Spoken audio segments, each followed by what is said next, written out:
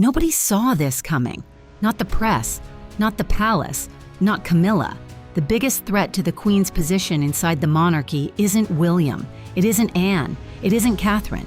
It's a 45-year-old woman with no royal title, no HRH, no palace, no protection detail, and no seat on the Privy Council. ZARA TINDALL, Anne's daughter, Diana's niece by marriage, the woman Ingrid Seward called the sister William never had.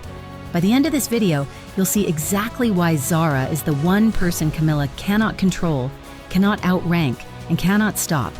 What you're about to see proves the monarchy has never needed Camilla, because a woman with no title and no borrowed jewels already does everything Camilla claims to do.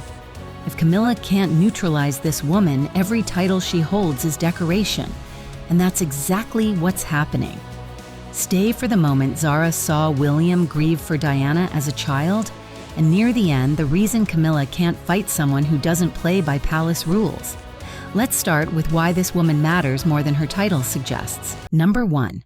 William chose ZARA as George's godmother, not Camilla's family, not the Spencers. ZARA. When Prince George was christened in October 2013, William and Catherine chose 7 godparents. ZARA TINDALL was one of them. Think about that for 1 second. William had every name in the country to choose from. He chose Anne's daughter, not a member of Camilla's family, not Tom Parker Bowles, not Laura Lopez, not Annabelle Elliott, not a single person connected to the woman his father married. He chose the daughter of the woman who never forgave Camilla. He chose Diana's generation, a cousin who grew up beside him, who knew Diana, who was there when everything fell apart. That choice is in the christening register at the Chapel Royal, St. James's Palace. It can't be erased. And every time George grows up and asks who his godmother is, the answer is Anne's daughter, not Camilla's. And the reason William trusts ZARA that deeply goes back to the worst night of his life. Number 2. ZARA was at Balmoral the night Diana died. She saw William's grief firsthand, September 1997. Diana was dead, William was 15, Harry was 12, and Anne, the woman who always shows up, drove to Balmoral immediately. She brought ZARA with her. ZARA was 16. Royal biographer Brian Hoey described what happened next in the documentary ZARA and Anne, like mother, like daughter. Not long after Diana died, the Prince of Wales decided they should all go on a skiing holiday.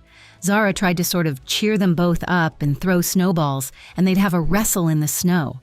She was a huge help, an enormous help to those two, and William in particular, I think, has always had a huge affection for ZARA, a 16-year-old girl throwing snowballs at her grieving 15-year-old cousin in the Scottish Highlands to make him smile, because that's what family does. That's what Diana would have done, the warm touch, the moment of play inside the grief. Diana's boys were crying in a castle full of adults who didn't know what to say, and Anne's daughter, an untitled 16-year-old girl, was the one who made William laugh again. I really want to get to number 7, the reason Camilla can't control ZARA no matter how hard she tries. But first, 3 through 6, because those are the moments that turned a cousin into the most important woman in William's inner circle. And once you see what ZARA did during Catherine's cancer, you'll understand why Camilla should be terrified. Number 3 happened at Royal Ascot, in front of the cameras. Number 3, ZARA wrapped her arm around William during Catherine's cancer. On camera. Royal Ascot, June 2024. Catherine was undergoing cancer treatment. William attended alone, and the Daily Mail captured the moment. ZARA walked up to William, wrapped her arm around him, and asked, "Hi, lovely to see you. Are you okay?" Then she linked arms with him as they walked through the parade ring together, on camera, in public, for the world to see. An insider told Us Weekly, "ZARA has been a breath of fresh air. She's loved by the public as she's fun and unpretentious." Think about that. The king's wife wasn't the one comforting William during the hardest year of his life. Anne's daughter was. Diana would have wanted exactly this. Someone from her generation wrapping their arm around her boy when he needed it most. And the woman who did it wasn't Camilla. It was the girl who threw snowballs at him 27 years earlier. Camilla should have been worried the day Zara linked arms with the future king. She wasn't, that's why she's losing. Number 4, Zara lives next door to Anne, 6 miles from Highgrove, and that geography is a message. Zara and Mike Tyndall live at Aston Farm, a 7-bedroom property adjoining Princess Anne's Gatcombe Park estate in Gloucestershire. 6 miles from Highgrove. 6 miles from the house Camilla calls home. Zara can drive to her mother's door in minutes. She can drive to Highgrove in 10. She grew up on that estate. She raised her 3 children, Mia, Lena, and Lucas, within sight of Anne's house. Gatcombe is the operational base of the hardest working royal in Britain, and Zara is embedded in it. Camilla lives at Highgrove on a duchy lease controlled by William. Zara lives at Gatcombe on her mother's land that belongs to Anne permanently. One woman's home is borrowed, the other's is inherited, 6 miles apart, and a fault line between them. Camilla sleeps on borrowed duchy land. Zara sleeps on inherited ground. That tells you who stays. Number 5, Anne gave Zara no title on purpose. And that decision is now Camilla's problem. When Zara was born in May 1981, 2 months before Diana married Charles, Anne chose not to give her a title. The Queen offered. Anne said no. Diana didn't have that choice. Diana was pulled into the institution at 19 and never escaped, but Anne made sure her daughter would never face the same trap. And Zara didn't. She became a world equestrian champion at Aachen in 2006, BBC Sports Personality of the Year, Olympic silver medalist at London 2012. No protection detail, no duchy income, no crown jewels, and she's more respected, more authentic, and more trusted than the Queen of England. That's the problem for Camilla. Zara proves you don't need any of the things Camilla clings to: the title, the HRH, the palace, the jewels, the staff, the press office.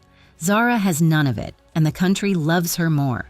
And honestly, the next 2 are the ones that explain why Camilla can't touch Zara.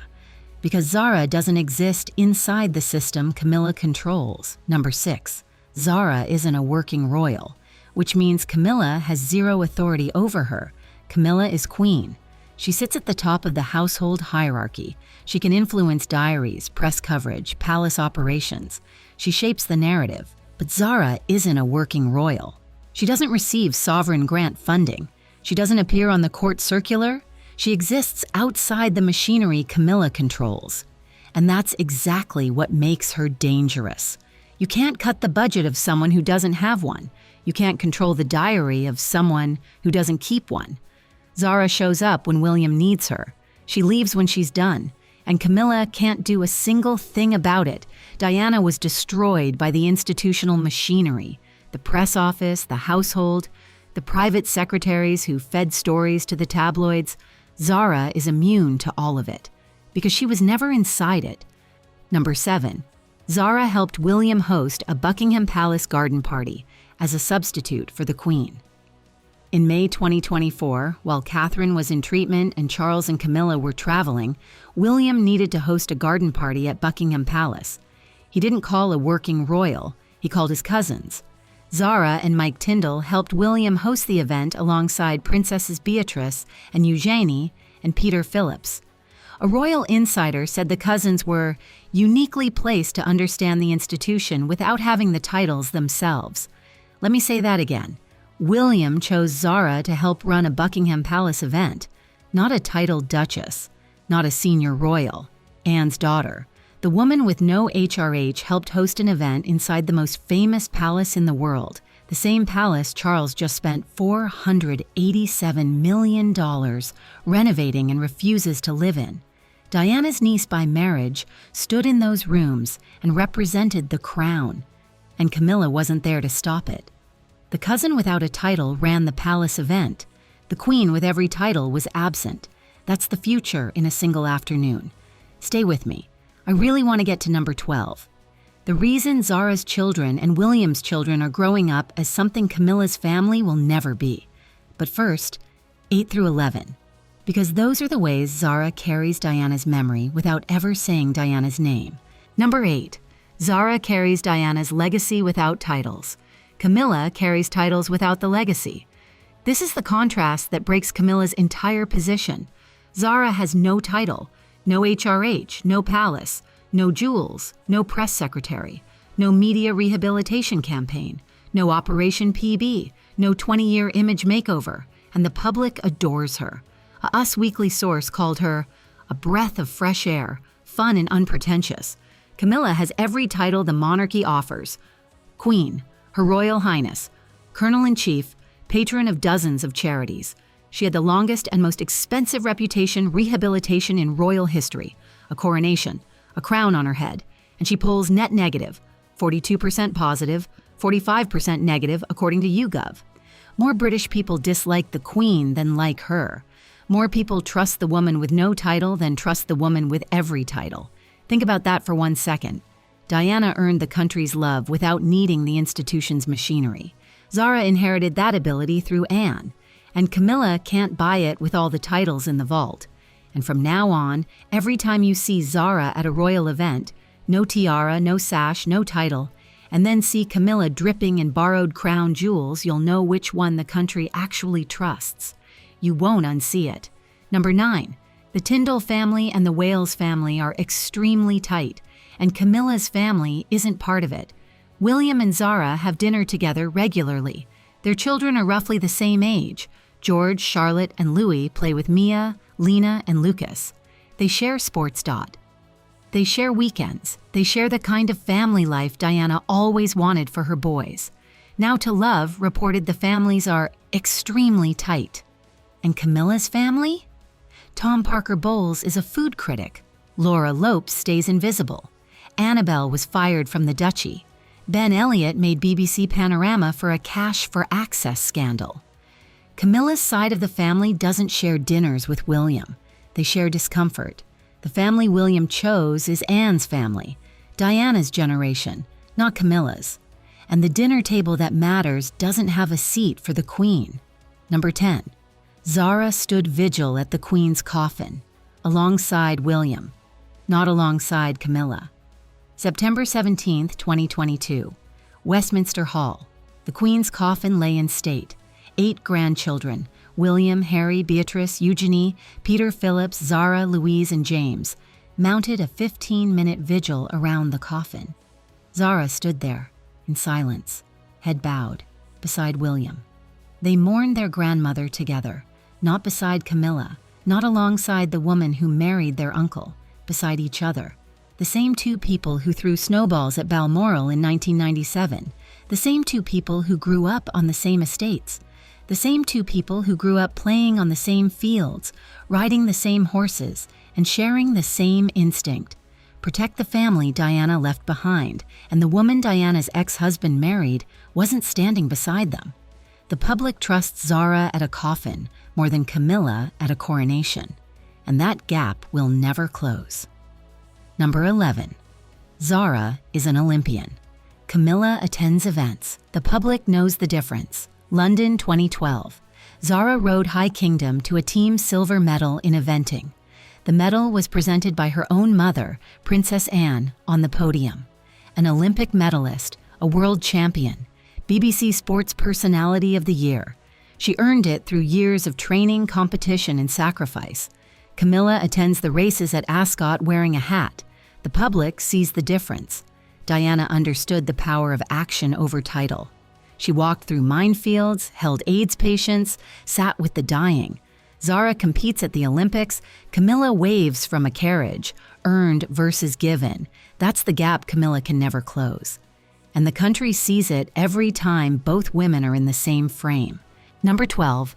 ZARA's children and William's children are growing up together. Camilla's grandchildren aren't. Mia, Lena, and Lucas Tindall play with George, Charlotte, and Louis. They share Christmases at Gatcombe and weekends at Windsor. They're growing up as cousins in the truest sense, the next generation of the bond between Anne's family and Diana's. Camilla's grandchildren, Eliza, Louis, Gus, Freddie, and Lola, are Parker Bowles and Lopez children. They attend royal events occasionally. They stand on the periphery, but they don't share the same childhood orbit as the future king's children. The next generation of the monarchy is being shaped by the Tindall-Wales axis, not the Parker Bowles one. Diana wanted her boys to grow up with love, with normalcy, with cousins who treated them like family and not like future kings. Zara's children are doing exactly what Diana would have wanted, and Camilla's grandchildren are watching from the edge of the frame. The next generation has already chosen sides, and it chose Zara's. I really want to get to number 15, the reason Camilla can't fight someone who doesn't play by palace rules. But first, 13 and 14, because those two facts prove the alliance is already permanent. Number 13, Zara is Anne's daughter, and Anne never forgave Camilla. This is the bloodline that matters. Zara was raised in a house where Camilla was called opportunistic. A royal insider told New Idea in 2021 that Anne has always found Camilla opportunistic. Body language expert Judy James told Express that Anne gave Camilla the cold shoulder at the 2005 wedding. Anne never warmed, and Zara grew up watching. She absorbed her mother's values, work ethic, authenticity, loyalty, and a very long memory. When Zara wraps her arm around William at Ascot, she isn't just comforting a cousin, she's carrying her mother's judgment into the next generation. Anne's verdict on Camilla lives in Zara, and Zara stands beside William.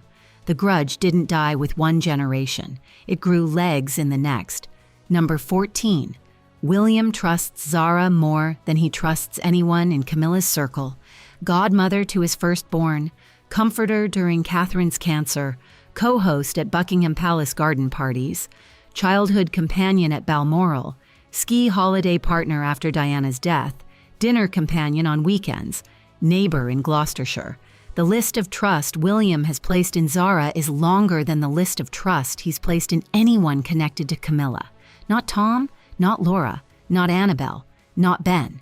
William trusts Anne's family. William trusts Diana's generation. And the woman at the center of that trust, the one who asked him, "Are you okay?" when nobody else could, is the daughter of the woman Camilla fears most. Number 15. Camilla can't fight someone who doesn't play by palace rules. That's why Zara finishes her.